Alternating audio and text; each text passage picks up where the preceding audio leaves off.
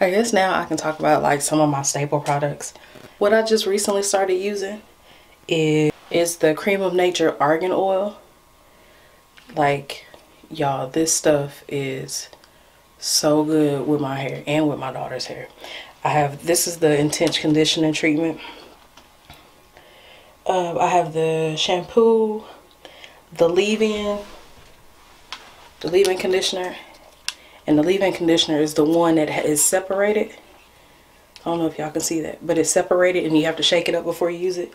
It's a Strength and Shine leave-in conditioner, and you have to shake it up to activate it. And then the Moisture Recovery leave-in curl milk. To suck at the hole, trying to get shit to focus. And with that Cream of Nature, I also use the edge control. Now I'm not one, like if y'all see one of my older videos, I was saying that I'm not one to lay edges. And it's not because I don't like it, it's because I'm not good at it. So I don't too much mess with it, but I've been practicing though. But that's in my, that's not in here in the bathroom, so I have to show y'all that later. Y'all, I absolutely love this brush. Like, not only is it easy for detanglement, like it makes your curls pop. Like if you're familiar with the wet brush, then you already know.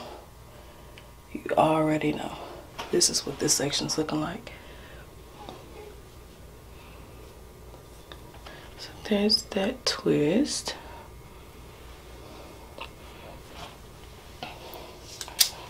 So in this top section, I think I'll try to do 3 braids out of this. Or not braids, but 3 twists. I'm pretty much having to respray it, of course. Respray it and then put the conditioner in it and then comb it out.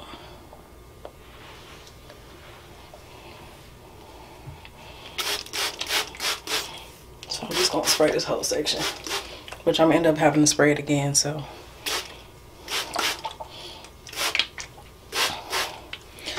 Bothering y'all me looking at the viewfinder, I'm so sorry. But, you know, I'm still trying to get used to the YouTube thing again.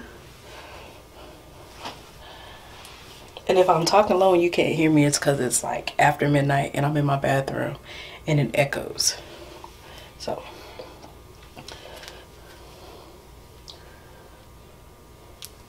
But I have my mic attached, so hopefully that helps out some. Now this top part of my hair back here, y'all, that is probably the worst part of my hair besides this side right here. But this back here, this is so damaged. It is so damaged.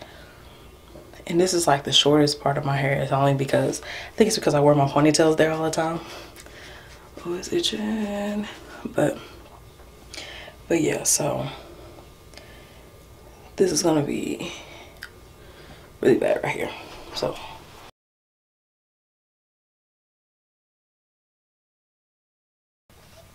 I guess I can talk about how like, I guess kind of like about my channel. I can talk about that a little bit. So the direction I want my channel to go in is, of course, you know, hair. Even though I don't really like doing my hair, but I'll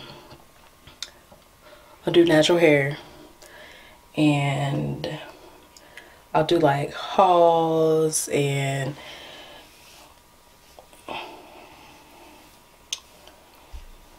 stuff like that. I guess just like normal stuff. I want to eventually do some routine videos because people like routine videos. But I'm still trying to figure out like how much of myself I want to put out there.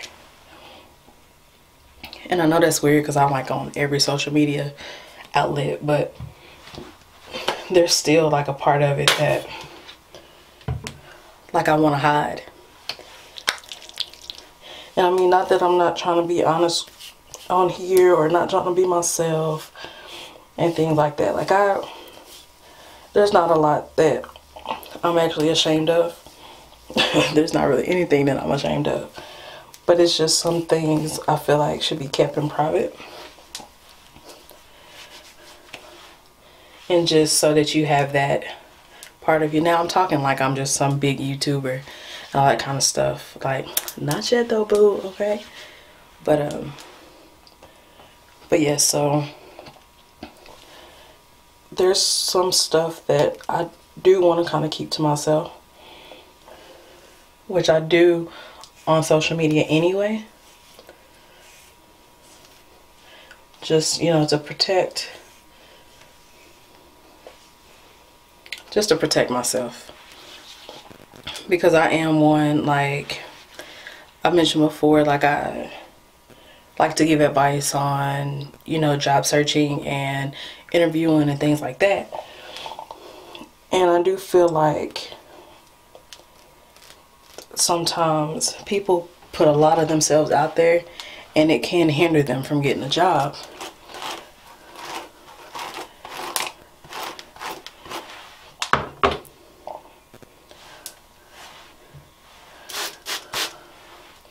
And there's people out there that, you know, they feel like, oh, well, whatever I do on social media is my business, and that shouldn't keep me from getting a job and blah, blah, blah. But I mean, if you really think about it, when it comes to social media, you're portraying yourself out there, you know, and if you put where you work or something like that, you put yourself in place of a representative for that business or that company. So if you're on the internet talking shit, you know, that's a reflection of the company. I mean, think about it. All of the things that's going on, and I'm not really going to get into it, you know, with all the racial issues and things like that.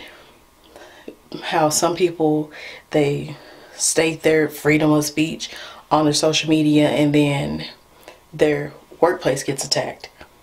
Like, I mean, so that kind of thing. So some stuff I do keep off of social media just for that reason there. And like right now, since I am in the middle of a job search, you know,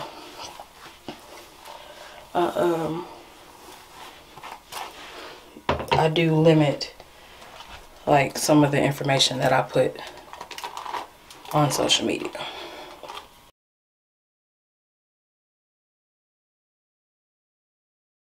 You know, I guess I could tell y'all how I got fired from my job. Alright, so I was a manager at a fast food restaurant. What happened was, I was there one night. It was me and it was a couple other team leaders. Which I worked overnights, but I would have to come in on the evening shift, you know, to start my shift. So we had this teenager that was there, and he was wearing the wrong shoes. Well, if you work in fast food, I don't know, not all fast food places are like this, but some of them you have to have slip resistant shoes. The whole time he's slipping and sliding all over the place. The kid falls, and he wasn't going to clock out. He was already off the clock. He was kind of on the other side, or on the side of the counter, and he falls.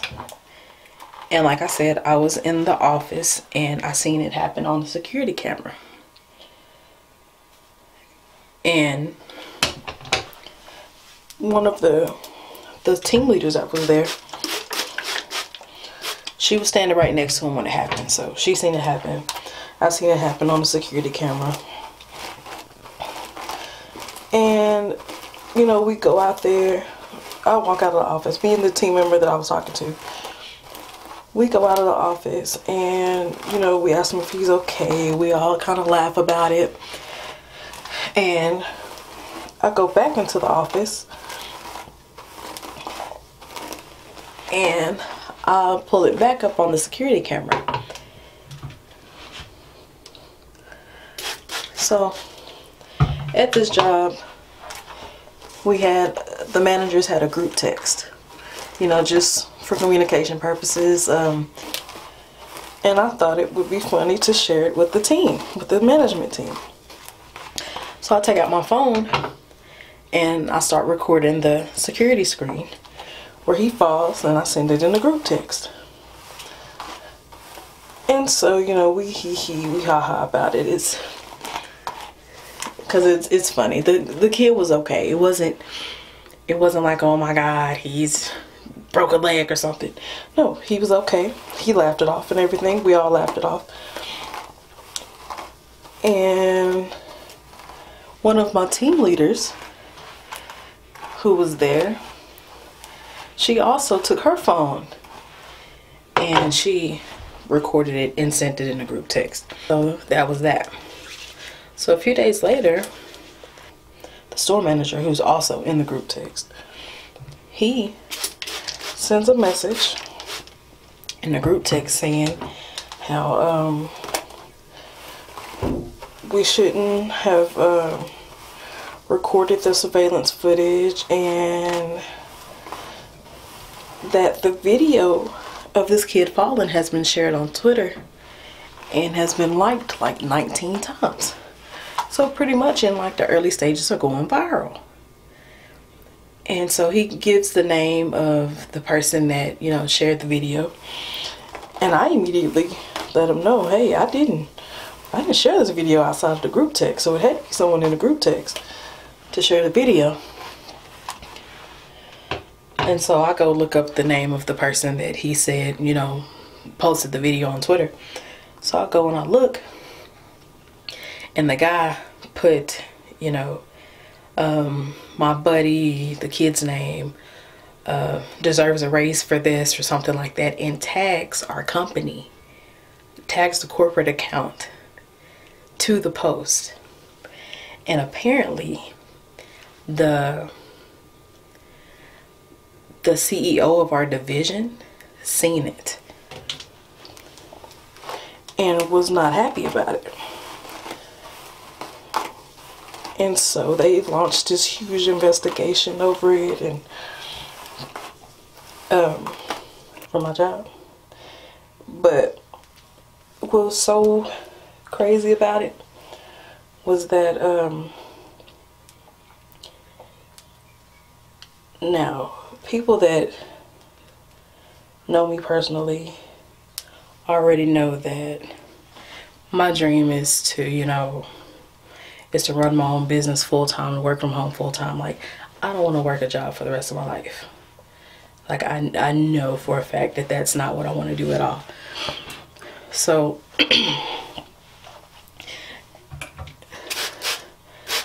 and I almost feel like when I work a job, that gets in the way of me, you know, working on my business and building my brand, and like even working on these videos for you. Supposedly this kid was being bullied or something like that. And from the sound of it, I didn't think he was being bullied, because if the kid in the tweet said, my buddy, you know, I'm thinking this is one of his little friends. So our manager let us know that we were probably going to end up losing somebody over this. So I knew it wasn't my video, so at first I wasn't really worried about it. But I also, on the other hand, was like, if they fire me, they fire me. Oh well, you know, because I have been unhappy with that job for a while. So I just kind of didn't care either way, you know. But so I knew it wasn't my video. I knew it was the other girl's video, because my video, there was background noise in her video and it wasn't in my video. So I knew it was her video that was shared.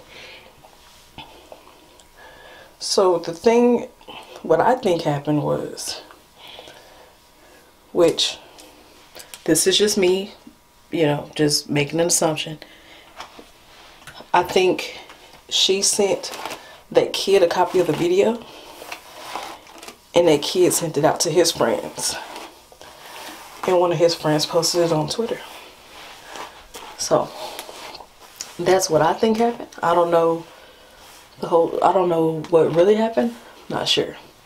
So a few days later, and it was actually my birthday weekend. I had taken a weekend off for my birthday. I got the notification on Sunday morning that, or was it Sunday morning? Sunday, it was Sunday, sometime Sunday, that the other team leader had been fired. Like, oh my God, like they really fired her. You know, I think I need to put some more conditioner on this part, because like I said, this part is like my trouble area of my head.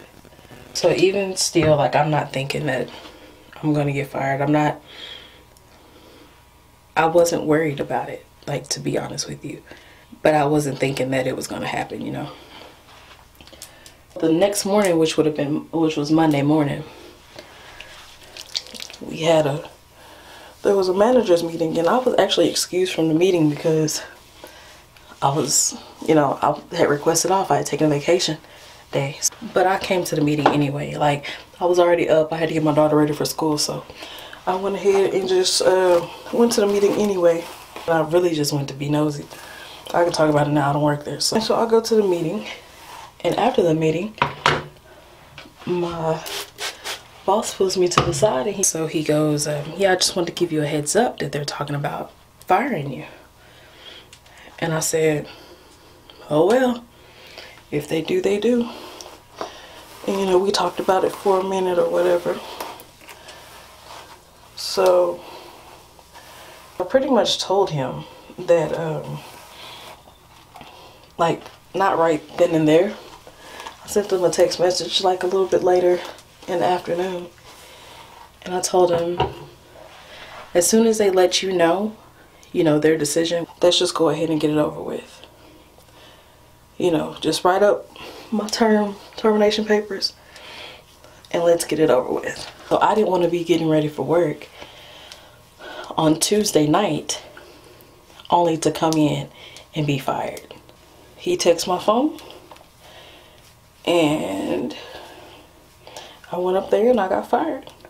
So immediately after it happened, I sent one last message in a group text, you know, and that was that.